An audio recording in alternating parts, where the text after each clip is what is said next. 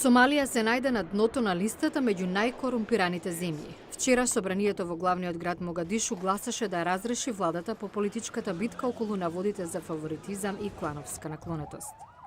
Земјите што патат од судири се со најлош учинок, вели извршниот директор на Transparency International Роберт Барингтон.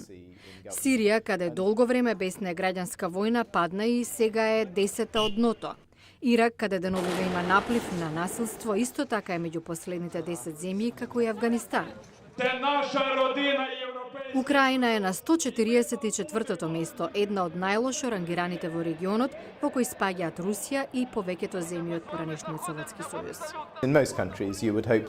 Во повеќето земји се надевате дека полицијата ќе ви помогне против криминалот, но во многу од нив дознавате дека таа ви е непријател и самата е криминалец. Сепак има и позитивни приказни.